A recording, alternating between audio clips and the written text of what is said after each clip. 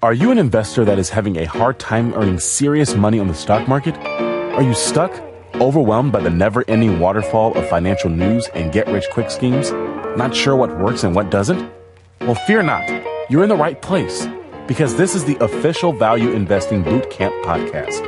And now, to help you skyrocket your returns, here is your host, value investing expert, Nick Krockman.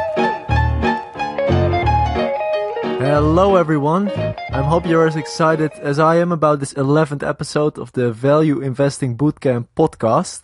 I'm your host, Nick Krockman, and thanks again for tuning in, listening to these podcast episodes. I hope you're learning a lot from them. At least I'm trying to share as much information as I possibly can with you in these relatively short episodes. Try to jam as much information into those 10 minutes. Today we have a topic which is of great interest to value investors. It is about shareholder-friendly management. It is something Warren Buffett, for example, highly values. He thinks it's really important that management of a company should have their incentives aligned with the shareholders, that they work not to make themselves rich, but to make the shareholders rich as well. So they, their efforts are towards creating shareholder value rather than just filling their own pockets. And one of the ways to actually align these incentives, I mean, what do shareholders want? They would like to see that the value of the business increases over time, that the share price moves along with it.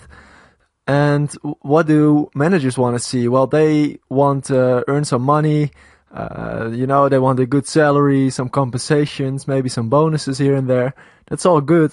But the best thing is when these two are aligned. So, for example, if you look at compensation packages for managers, which you can look up on, you can look up the compensations for the board of directors and just the high management functions. You can look them up on financial websites like Google Finance or Yahoo Finance. They just list the names of the board of directors and their compensation packages. And one thing you want to be looking for is that they don't earn too much.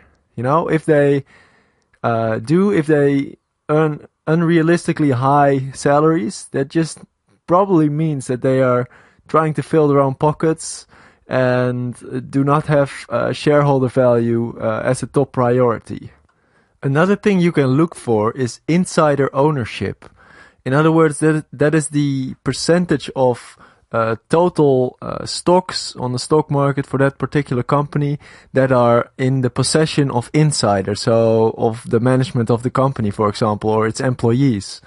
So the higher this percentage, the more aligned are the interests of the shareholders and the management of the company. Because if if the management has a lot of stocks, has a big stake in the company still, it means that if the stock price moves up, that also means that their stock holding is going up. So they are more inclined to steer their efforts towards creating this shareholder value because they are shareholders themselves. You can look this up if you go to finance.yahoo.com and you type in a ticker symbol or a company name. You can scroll down in the left sidebar. You can click Key Statistics, and then you find one of the statistics there is insider ownership. You can also see institutional ownership, which is how many what percentage of total shares is owned by institutions like pension funds, etc. Also interesting information, but we're talking about management now, of course. So look for insider ownership there. And what is also interesting is that whenever a manager of a company decides to sell some of its stocks,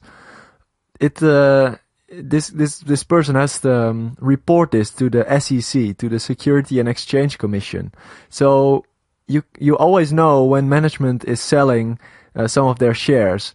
This does not always mean that they think, oh, the share price is going down in the next, it's not because they know more than, of course they know more than you know about the company, but the fact that they are selling is not a bad sign in itself. I mean, maybe they just want to get some more money out and buy a new car, whatever. But just keep them in mind. I mean, it's always newsworthy. So probably if you follow the financial news surrounding that particular company, you will probably be notified when insiders are selling or buying as well. They have to report that as well. So keep this in mind. And whenever they are selling, it doesn't necessarily mean something bad is going on, that they expect something bad to happen with the company, but this could be the case, of course. So always, do some research whenever insiders are selling, especially when they are selling a large number of shares. And use it as an indicator that something might be wrong, but it's not always the case. Sometimes they just want to cash out and get some money.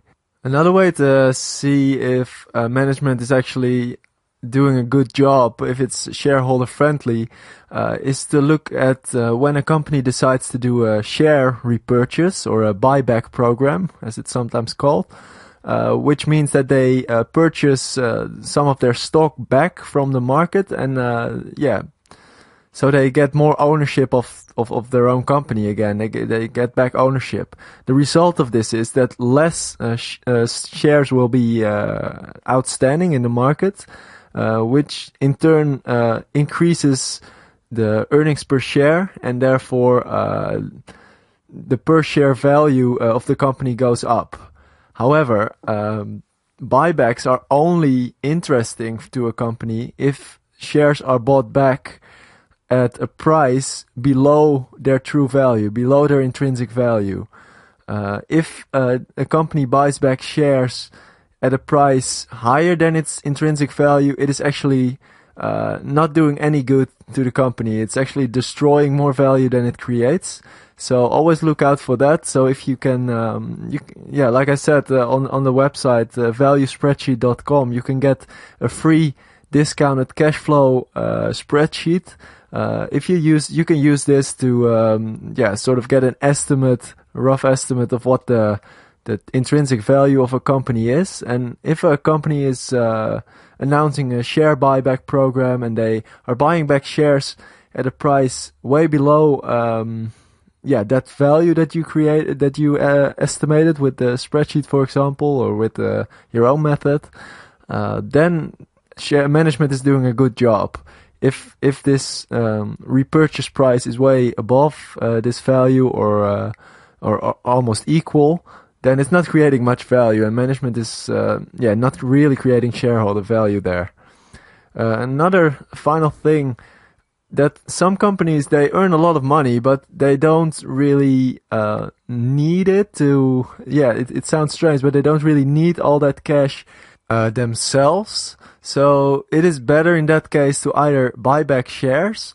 However, we just said if the price and value are too close together, this doesn't make sense. So in that case, if the company has no better way to invest that money back into its own company, it's better off just paying out a dividend to its shareholders. So the shareholders can decide themselves what they want to do with this money. So also look out for that, and that's just another little thing that you can use to determine whether management of a company is actually creating shareholder value. Okay, so I hope this was interesting. Just want to wrap it up with a quote from Seth Klarman, who is a legendary investor. He wrote a great book which is out of print right now. It's called Margin of Safety, and essentially what he said about management is this: don't get in bed with bad people. And I think that's a nice way to say it. Just look for shareholder-friendly management who knows what they're doing, and you'll be fine. So thanks for this. Thanks for listening again. Thanks for tuning in. Next episode, we'll talk about another interesting topic, which is free cash flow.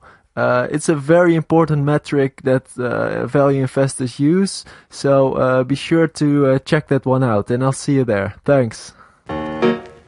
If you enjoyed today's show, head over to valueinvestingbootcamp.com to find out more on how you can invest like the pros, manage your own portfolio with confidence, and consistently earn mind-boggling returns on the stock market.